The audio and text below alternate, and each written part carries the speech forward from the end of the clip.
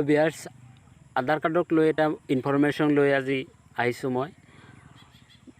আমাৰ গভৰ্ণমেণ্টৰ পৰা 14 মে'ৰ পৰা 31 মে'লৈকে আধাৰ এনৰলমেণ্ট চেণ্টাৰ বন্ধ ৰাখিছিল ক'ভিড-19ৰ বাবে।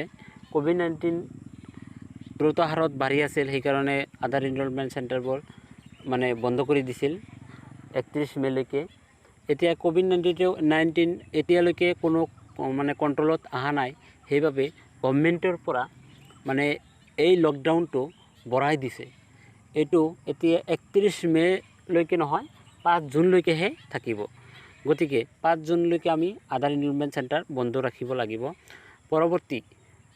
পৰৱৰ্তী যেতিয়া খোলা হ'ব তেতিয়া আৰু এটা ইনফৰমেশ্যন দিয়া হ'ব। এতিয়া চাওক, এইটো আজিৰ ইনফৰমেশ্যন গভৰ্ণমেণ্টৰ পৰা ন'টিছ মাৰিছে।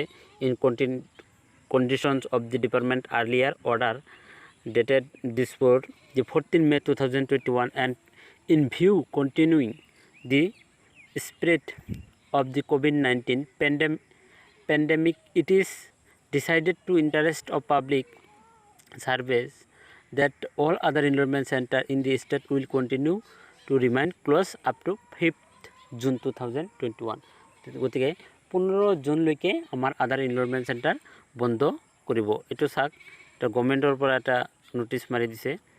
এইটো শিলচৰ আৰু অৰ্ডাৰটো কৰিছে।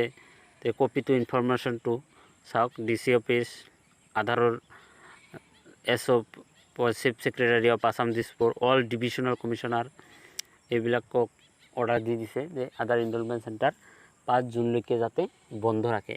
পৰৱৰ্তী 5 জুনৰ পৰৱৰ্তী ইনফৰমেশ্যন ওলোৱাৰ লগে লগে আমি আপোনালোকক জনাই দিম যে 5 জুনত এইটো খুলিব নে নখুলিব। পৰৱৰ্তী যদি লকডাউনটো বঢ়াই দিয়ে আৰু এটা ইনফৰমেশ্যন বাঢ়িব, আৰু যদি নবঢ়ায় 5 জুনত আধাৰ এনৰলমেণ্ট খোলা হয়, তথাপি ইয়াতে জানিব পাৰিব, আমি আপোনালোকক ইনফৰমেশ্যন দি দিম।